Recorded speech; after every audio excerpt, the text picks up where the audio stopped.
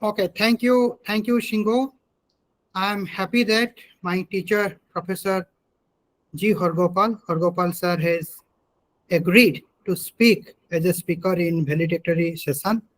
I'm happy that uh, Professor Aditya Prasad Padhi, uh, he also agreed to chair this session. So may I get a confirmation from other side whether I'm audible or not? Yeah. Am I? Okay, Yes, so thank you. audible. Thank you, sir. Audible. Thank you, sir. Thank you. Thank you very much. I'm given this responsibility to introduce both the chairperson of this valedictory session and the speaker of this session.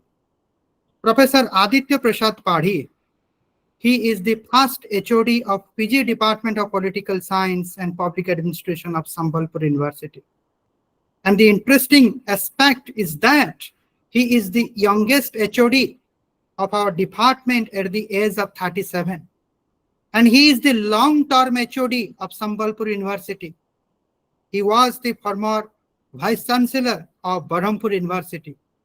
Earlier, he was the member of UGC, University Grant Commission. He was the member of NAC. He was a member of Indian Institute of Social Science Research Organization. And he got the Lifetime Achievement Award by Indian Accounting Association, Indian Chartered Accountancy, Ramanujan College of Delhi University. And he has a number of books in his credit. He has produced highest number of PhD theses in our department. And he is known for his administrative qualities. Most important aspect is that he is still active at this age. And he is a good friend of my teacher, Professor G. Hargopal. Now let me introduce my teacher, Professor G. Hargopal.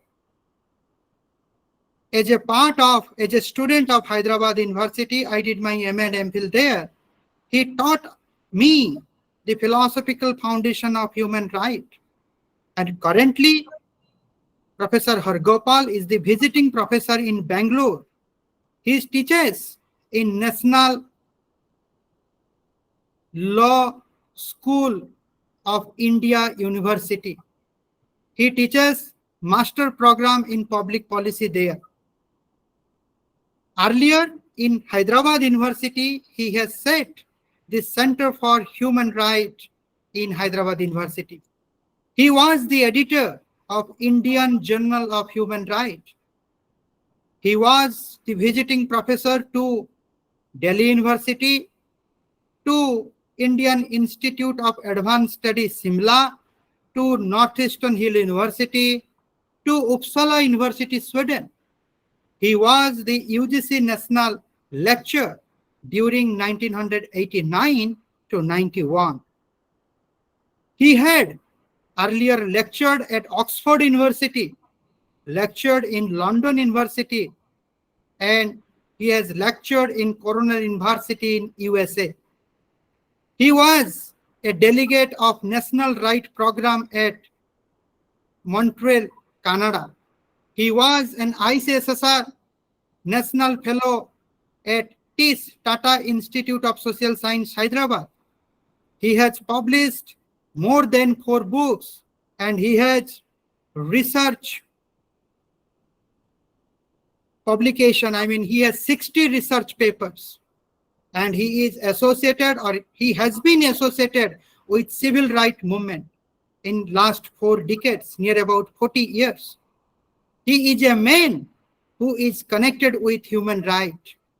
And we know that Professor G. Hargopal and human right, as if it is like synonymous. We are happy that PG Department of Political Science and Public Administration got an opportunity to listen to my teacher, a great professor of India. He is also internationally, known. So with this, I am handovering this responsibility to the first HOD of PG Department of Political Science and Public Administration, Professor A.P. Padhi, to start this session. Yes, sir.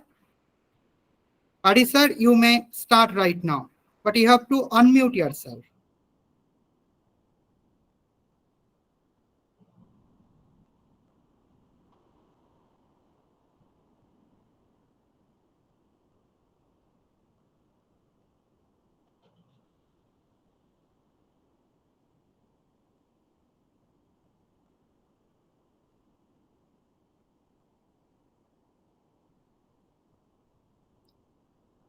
I request Roshni madam to unmute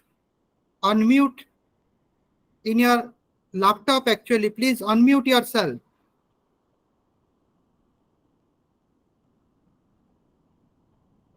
Roshni madam.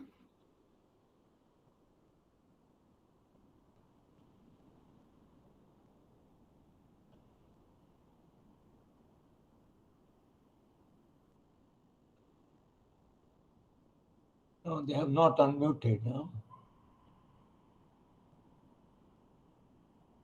Earlier, I have also visited their department number of times, delivered lectures.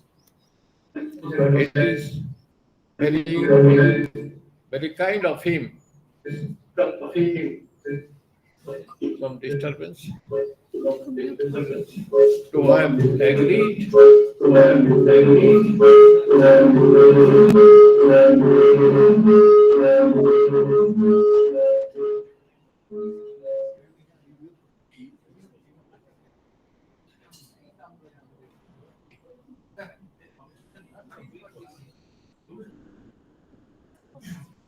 Is it okay now?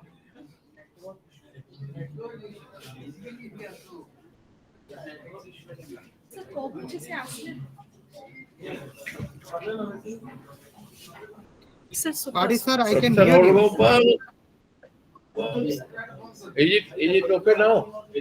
Okay.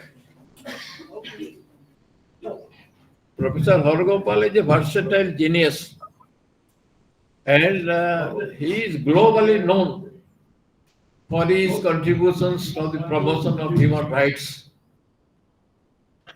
You know, some time back, the collector of Koraput was hijacked by the Naxalites. It was through the intervention of Professor Hargopal that the collector was released. So, Orissa has very good connection with him. It is kind of him who agreed he could not come physically because of medical advice from his doctor. I pray Almighty God to grant him long life with peace, prosperity, and so that he will continue to deliver lectures to students throughout the country and outside country. With these few words, may I now request Professor Hargopal to kindly deliver his lecture. Professor Hargopal, please. Very respectable Professor Padhi, who is known to me for almost 4 to 5 decades. He used to come to Department of Public Administration, Usman University, but I must disclose at this moment, my joining of University of Hyderabad was largely due to Professor Padhi. Because he was the member of the UGC committee to University of Hyderabad, and he recommended a post in development administration in their report, in the UGC report. Not that the University of Hyderabad was very keen, but Professor Padhi insisted, and then a position was announced. Of course, I joined University of Hyderabad in that particular position which Professor Padhi recommended to University Grants Commission. So sir, at this occasion, I openly acknowledge that if that post was not recommended, perhaps there wouldn't have been opening for a very long time. And at that particular point of time, I was with the Center for Economic and Social Studies as a professor. I worked there for 5 years with Professor G. Ram Reddy, who was my teacher, and we have written a book on public policy. And Professor Ram Reddy and myself, we have done 4 projects as a part of our research obligation at Center for Economic and Social Studies. Then, of course, I moved to University of Hyderabad. And as Dr. Himanshu said, that it was, of course, we had very good students. And most of our students, when I was teaching, quite a number of them were from Orissa. Lot of Orient students were there in University of Hyderabad, thanks to Ravinsha College at that particular time, and some of the very good colleges in Orissa who used to send the students to University of Hyderabad. They used to prefer either JNU or University of Hyderabad, and I had this opportunity of interacting with a large number of Oriya students.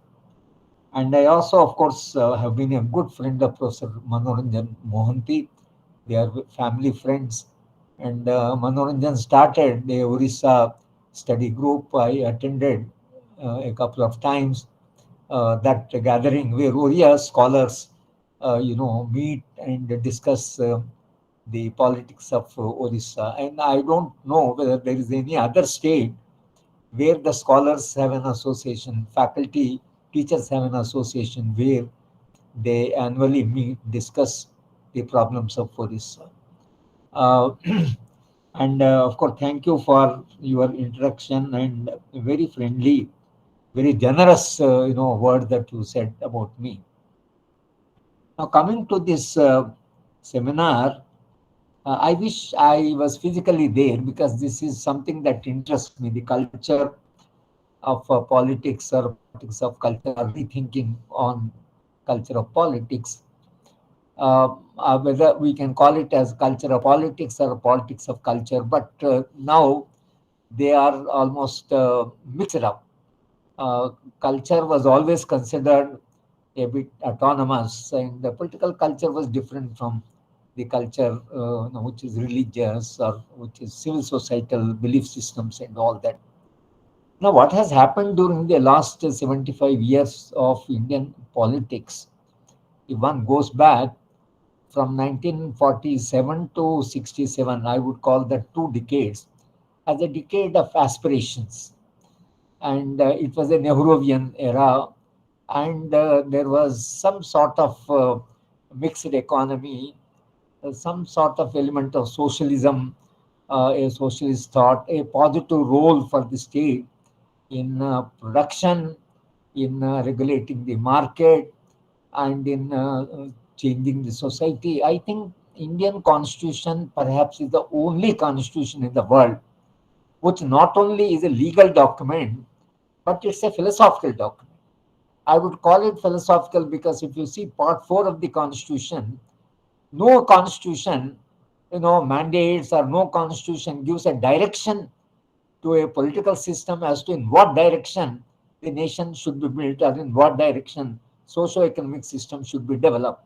So, the part 4 of Indian Constitution gives you a philosophical, outlook and philosophical direction. And of course, it is not justiciable as students of political science. All of you know that it's not justiciable. But when in the Constituent Assembly it was raised that why do you have a part in the Constitution which is not justiciable and which doesn't carry a legal mandate in that sense. But Dr. Ambedkar said that the directive principles are fundamental for the governance of the society. That means all public policies will have to be formulated on the touchstone of the constitution, and particularly the directive principles of state policy. But that was the vision that carried Indian politics and Indian political processes till 1967. Between 67 and 71, if one goes through the political culture and what happened to political system, it was a period of complete unrest. 67 to 71, you think of any movement it was there in India. There were the secessionist movement, there were autonomy movements, there were identity movements, there were human rights movement, the Dalit movement, tribal movements, student unrest, and Naxalbari movement. You see the range of movements during 67 to 71. Mrs. Indira Gandhi is a product of that crisis. And therefore, in order to cope with the unrest in the society, she has gone and she started saying that inequalities are increasing and aspirations of the rural people are not properly being addressed, and the poor people are left behind, whatever development has taken place, and therefore poverty. Nehru thought that a model of development will result in improving the conditions of poor people. But Mrs. Gandhi thought that the poverty should be directly attacked, and therefore she started anti-poverty program, 20-point formula, and all that. But from 1967 to 77, this crisis was deepening, and that resulted in suspension of fundamental rights and declaration of emergency and all that has happened. 77 to 80, it has not been adequately studied by the political scientists that the Janata Party, why this party which had such a massive mandate from the people collapsed in less than 3 years. This has not been properly researched as far as the research in political science is concerned. But anyway, 83 she came back. But Mrs. Gandhi of 1971 and Mrs. Gandhi of 19, if somebody makes a contrast, a study of the two periods, Mrs. Gandhi, who spoke of Harijan, Girijan, poverty, small farmer, regulation, nationalization of bank, all that she did, you would be surprised that 81 Mrs. Gandhi did not talk about neither Dalits nor the Adivasis nor poverty. She started talking about unity and integrity of India, Ekta and Akhandata. This was, you see the contrast between 71 and 81. In a decade, things started changing. Then it was the 80s, we opened gradually our market to the global capital, gradual opening. And of course, Mrs. Gandhi died and Rajiv Gandhi took over. Rajiv Gandhi's approach, I would call, to politics was techno-managerial. He talked of technology, role of technology, and he talked of the role of management and efficiency. And of course, number of training programs started, and even IAS officers were asked to go to training institutes, some sort of reorientation. Decade of 80s, very interestingly, the earlier our rate of growth was 2.5%, what it was called Hindu rate of growth. But if you see 80s, our economy picked up 5.5%. It's a double rate of growth. And everybody started thinking India is now developing, India is picking up. But in 80s, there was no war. There was not much of unrest. But by the late 80s, we were told Indian economy is in deep crisis. So now you suddenly see that what happened when the rate of growth picked up, why India landed in a deep economic crisis, and that crisis was crisis of balance of payment. Why? Because in the techno-managerial approach, you started importing technology, opened your market, started inviting the capital, and with the result, what has happened? Our imports increased and our exports were not matching. Technology came, rate of growth improved, wealth has gone up, but then we are in a deep crisis at a macro level of the balance of payment crisis. So this is one story. With the entry of neoliberal model of the World Bank, WTO, these global financial agencies, Indian political culture started changing. You find that by 80s and 90s, the ideological differences between different political parties, starting with far right, the BJP, to even left, you find that all of them almost have come round to the neoliberal model of development. Today, if you compare political parties, regional, sub-regional, national, BJP and even Congress, there is a difference.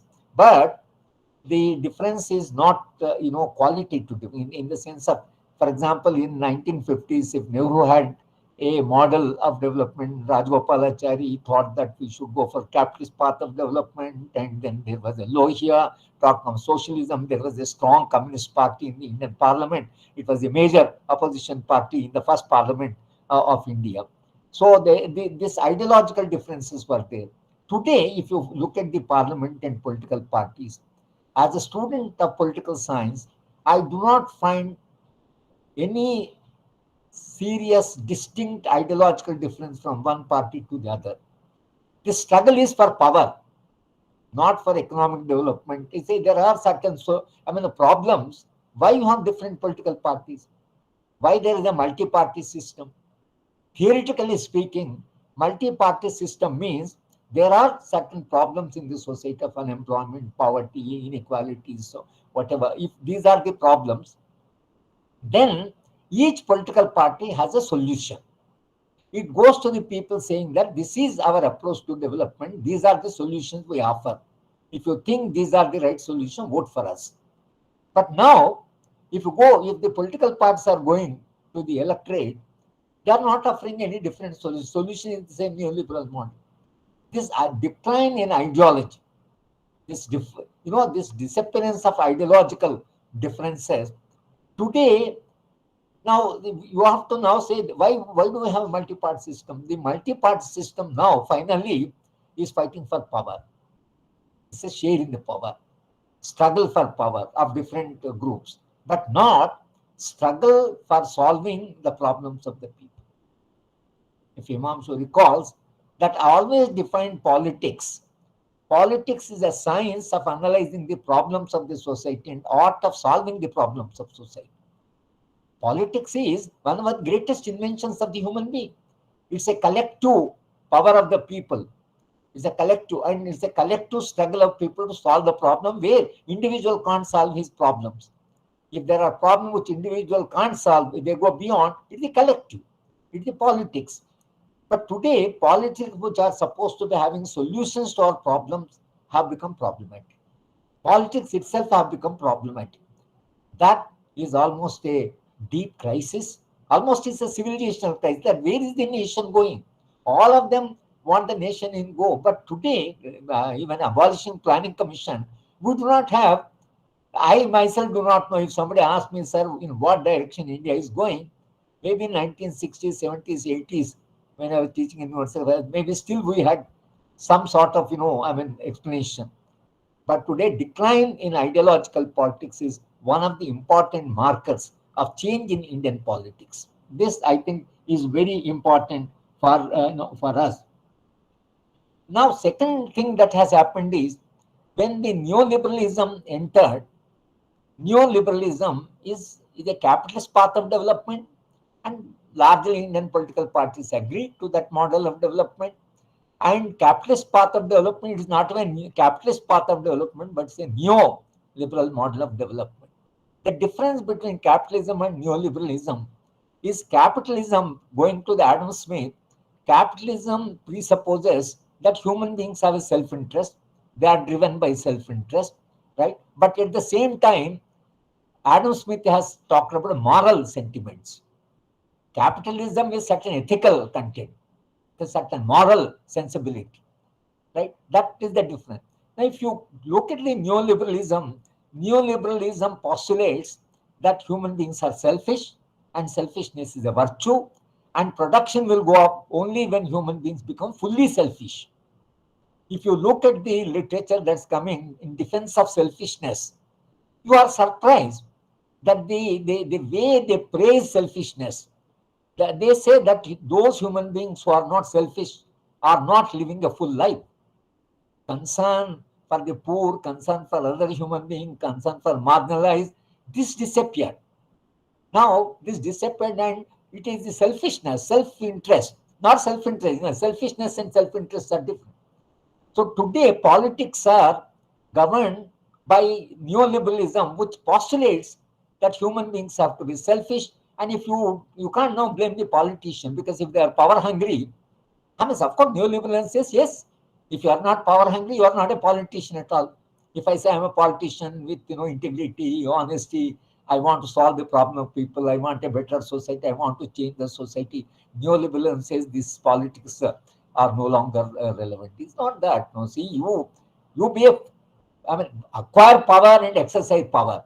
I mean, see, in other words, this entire change within my lifetime, I taught for 55 years.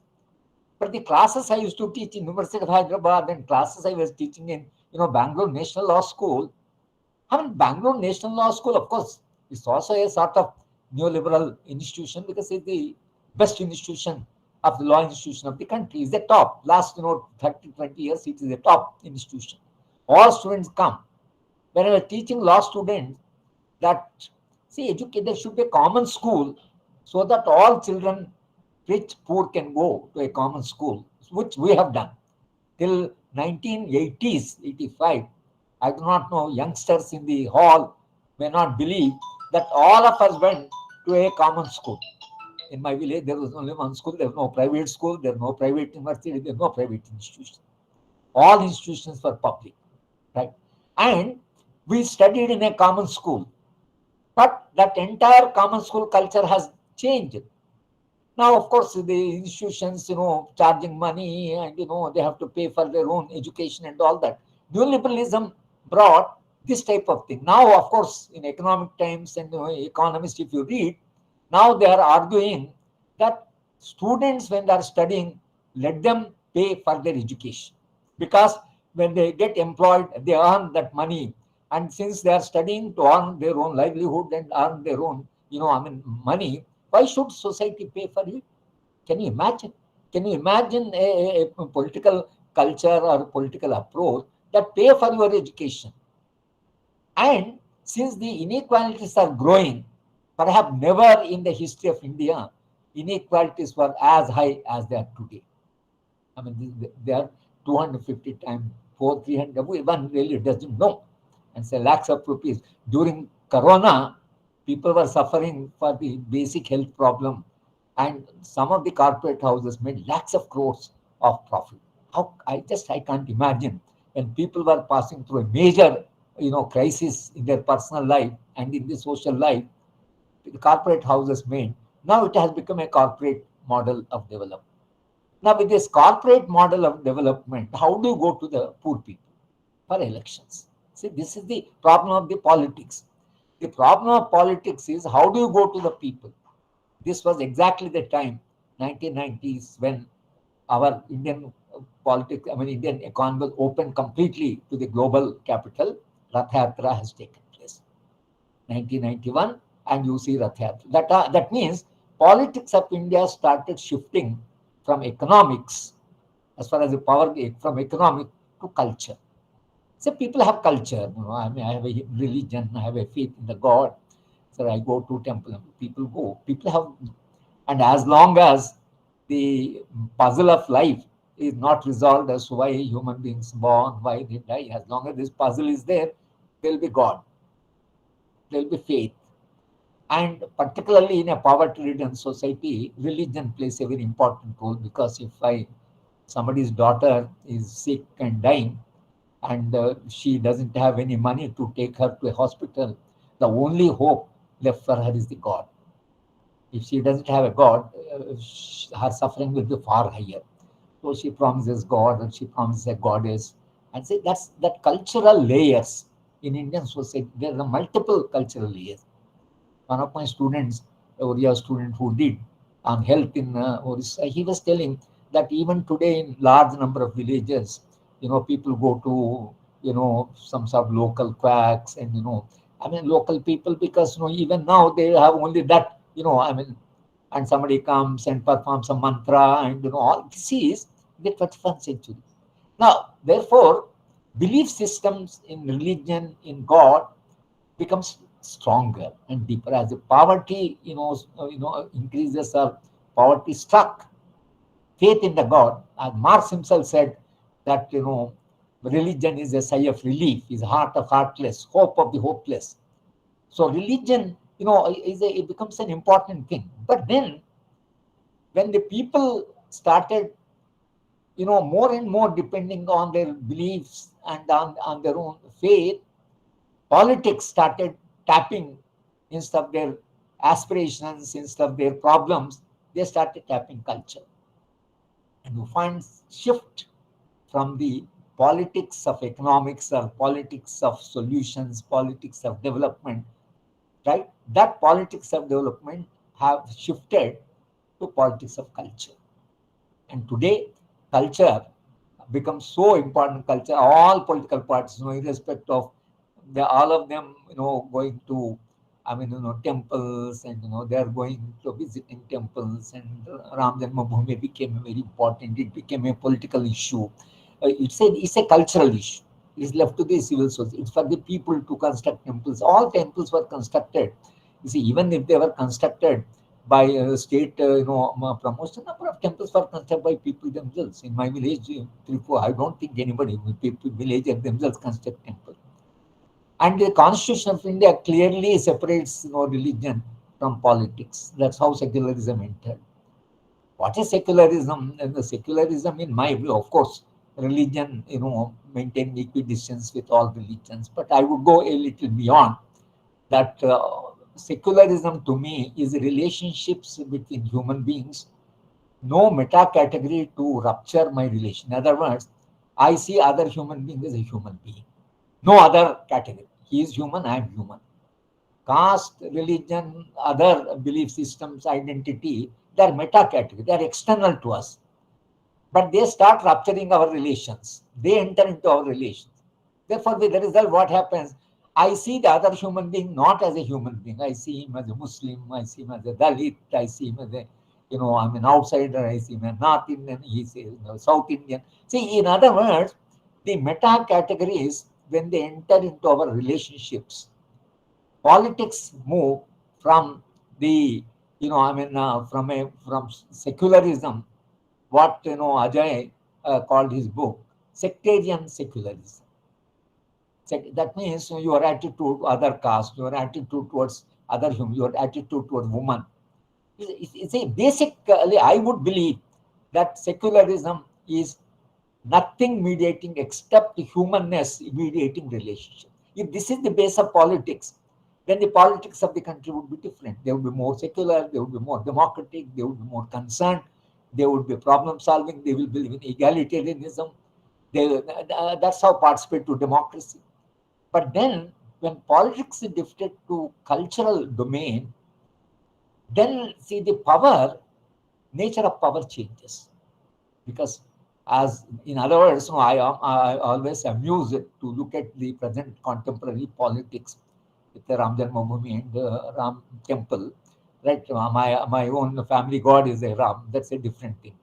But now the prime minister or the politicians are going to temple, deriving legitimacy to political power through a religious symbol, which the spirit of the constitution is separate religion and politics. Of course, Gandhi said, if you bring religion into politics, bring the ethical part of the religion into politics, but don't take politics into religion, because politics is power struggle, right? And if it's a power struggle, you take into religion, the religion which is autonomous and which depends on the faith system, belief system of the people, that become political.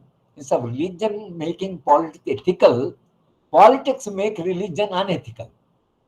See, this danger today is there. So I would say that the entire discourse today in Indian politics are around religion, belief systems, identity, right? And the power, even the electoral agendas have now started gradually.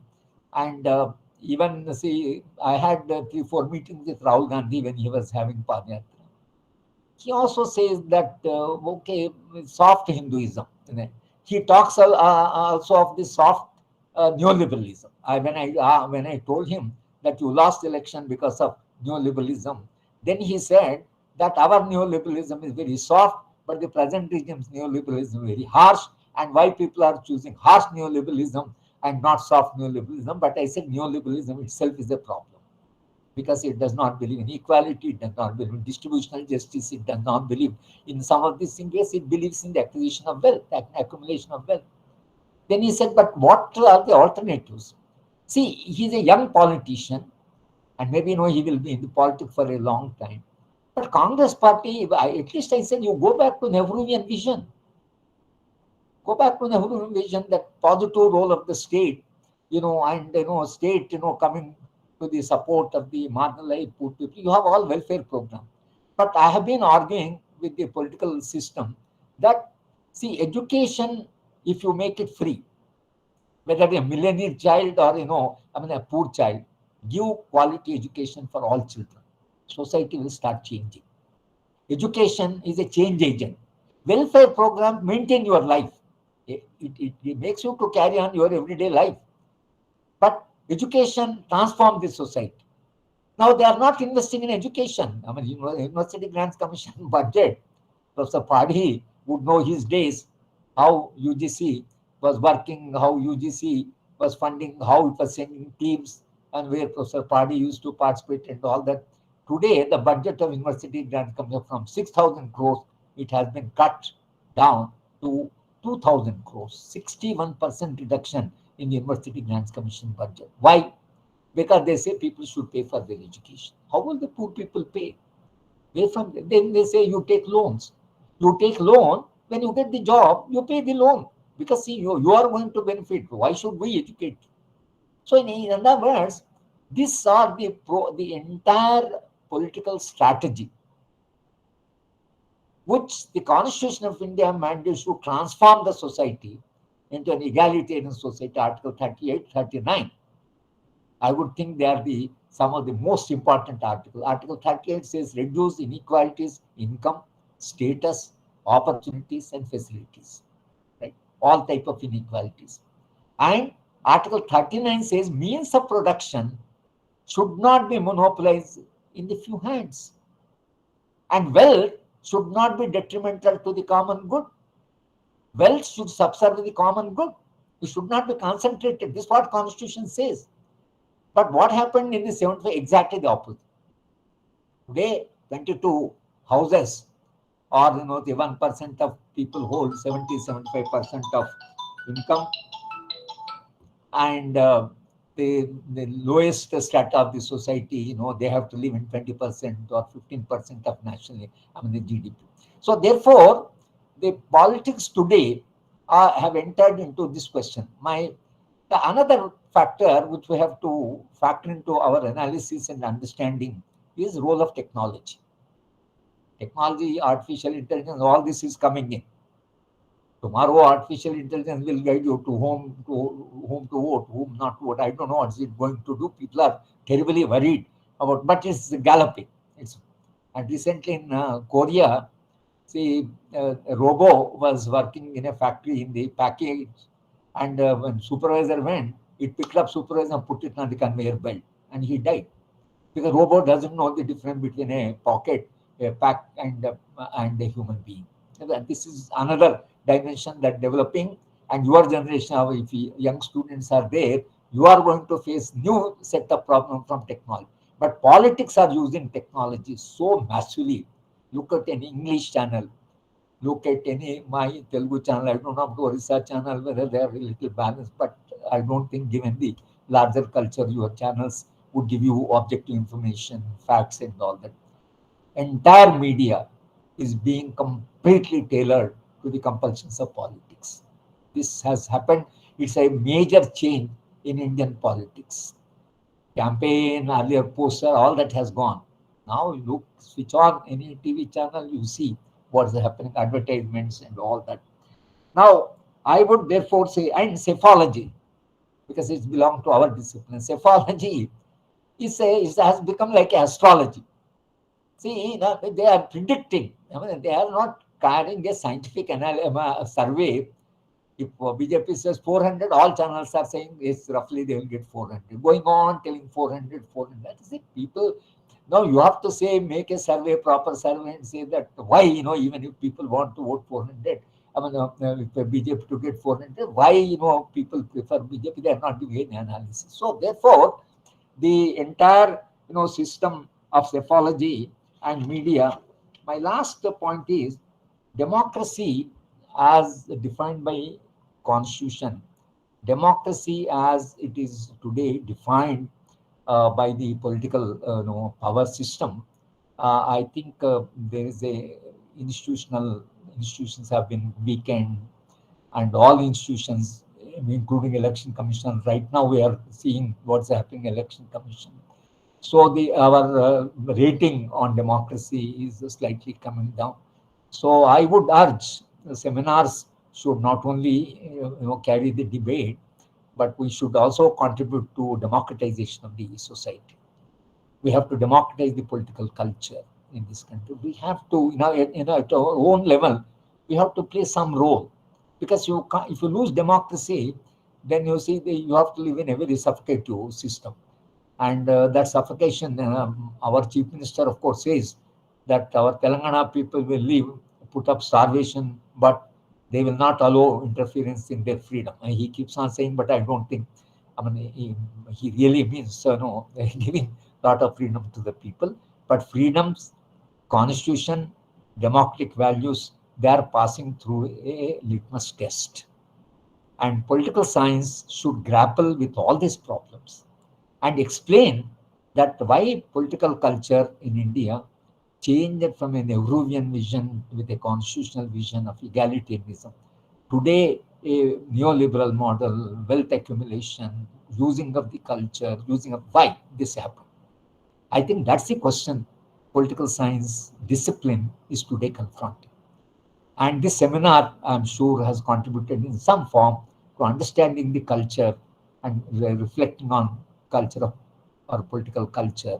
I thought I will share some of my, concerns with you.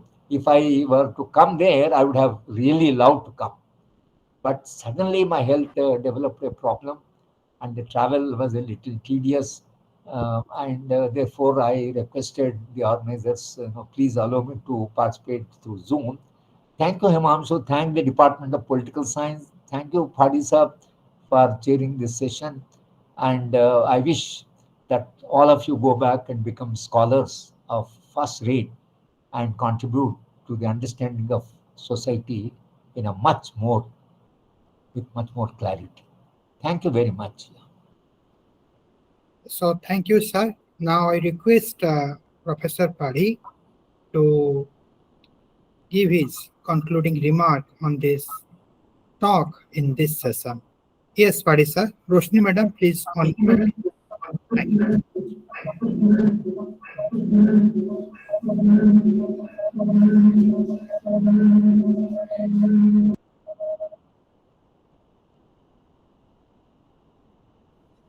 On behalf of all of you and my own behalf, we take this opportunity in congratulating our Professor Hargopal ji for his brilliant lecture dealing with the working of government, political parties, medias, etc. And he has explained to us we must understand political culture to appreciate the working of the government, working with the political party, and how media should play a decisive role in safeguarding democracy.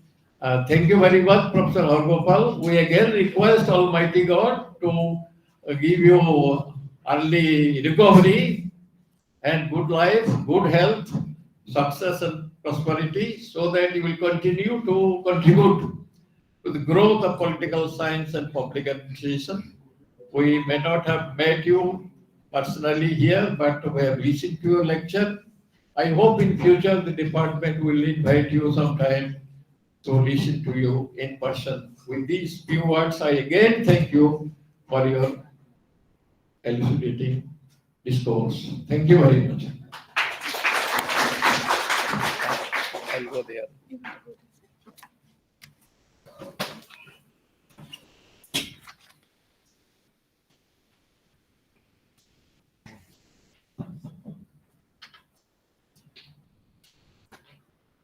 minutes.